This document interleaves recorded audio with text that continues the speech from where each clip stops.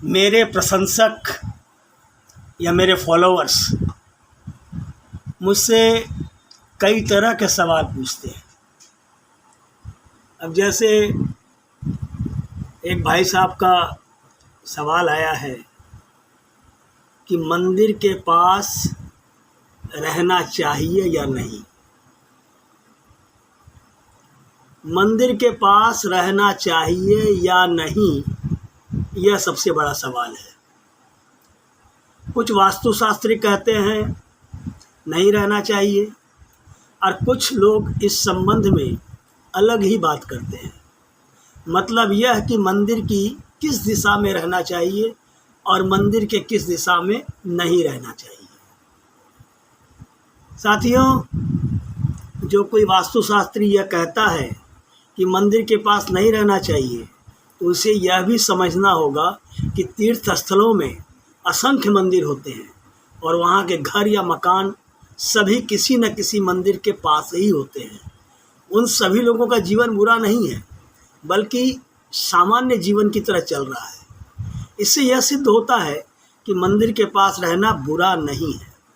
हमने यह भी देखा है कि मंदिर से लगे या मंदिर के अंदर बने जिन घरों का निर्माण वास्तु के अनुसार हुआ है, वहाँ रहने वाले लोग सुख समृद्धि भरा जीवन व्यतीत कर रहे हैं। यदि वहाँ रहने वाले गृहस्थ हैं तो उनके परिवार तरक्की कर रहे हैं। हालांकि थोड़ा बहुत सुख दुख तो सभी के जीवन में होता है। मंदिर के पास रहने का आपको सिर्फ एक ही नुकसान हो सकता है, और वो ये कि आपको दिन भर मंदिर की गतिविधियों का सामना करना पड़ेगा। यदि आप शांति प्रिय हैं तो मंदिर की घंटियाँ आपके लिए अशांत हो जाएंगी, शांति का साधन नहीं बनेंगी।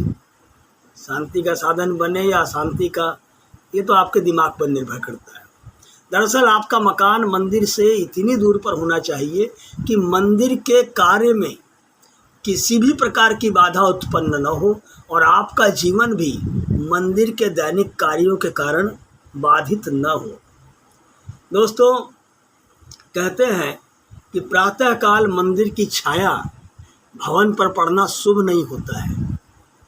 सुबह सवेरे मंदिर की छाया आपके मकान पर अगर पड़ रही है तो इसे शुभ नहीं माना जाता है, क्योंकि ऐसा भवन, ऐसा मकान देवताओं की कृपा से वंचित रह जाता है। दरअसल इसके पीछे वैज्ञानिक कारण को जानना जरूरी है। मंदिर ही नहीं, कोई भी यदि बड़ा भवन है और उसकी छाया प्रातःकाल आपके भवन पर पड़ रही है, तो आप सूर्य की सकारात्मक ऊर्जा प्राप्त करने से वंचित रह जाएंगे। ऐसे में कुछ लोग सलाह देते हैं कि मंदिर के उत्तर या पूर्व में रहना चाहिए ताकि दक्षिण आदि के ताप से बचा जा सके। यदि मंदिर की छाया आपके घर पर नहीं पड़ रही है तो आप किसी भी दिशा में रह सकते हैं। हालांकि यह भी समझने वाली बात है कि मंदिर आपके भवन से छोटा अगर है तो फिर चिंता की क्या बात है। मंदिर ही नहीं, घर पर किसी वृक्ष, भवन, ध्वजा, पहाड़ी, स्तूप, खंबे आदि की छाया दोपहर से ज़्यादा लगभग 6 घंटे मकान पर पड़ती अगर हो तो वास्तुशास्त्र में उसे छाया वेद कहते हैं। अतः अगर मंदिर की ध्वजा की ऊंचाई से 2 गुनी जगह छोड़कर घर बना हो तो दोष नहीं लगता है। यहाँ यह भी जानना जरूरी है कि सिर्फ मंदिर के कारण दोष उत्पन्न नहीं होता है, बल्कि आपके घर के पास बने ऊंचे भवनों के दिशा के कारण भी दोष हो जाता है। अब एक बात और है कि कई लोग पूछते हैं कि मंदिर के पास घर का होना अशुभ नहीं है। कई लोग पूछते हैं कि मंदिर के पास घर का होना अशुभ नहीं है, बल्कि यह तय होना चाहिए कि मंदिर की किस दिशा में आपका घर है और कितनी दूरी पर है। यह भी कहा जाता है कि शिव जी के मंदिर से लगभग 750 मीटर की दूरी में निवास हो तो कष्ट होता है। विष्णु जी के मंदिर के 30 फीट के घेरे में मकान हो तो अमंगल होता है। देवी मंदिर के 180 मीटर में घर हो तो रोगों से पीड़ा होती है, और हनुमान जी मंदिर से 120 मीटर में निवास होने पर दोष लगता है। इसका भी वास्तुशास्त्री समाधान बताते हैं कि कितने पास या दूर रहना चाहिए, यह निर्भर करता है मंदिर की ऊंचाई और चौड़ाई पर।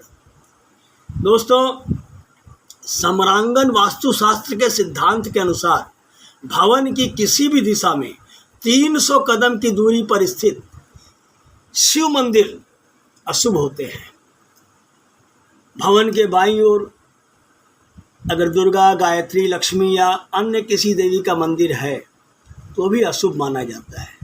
भवन के पृष्ठभाग में भगवान विष्णु या उनके किसी अवतार का मंदिर होना भी गंभीर वास्तु दोष है।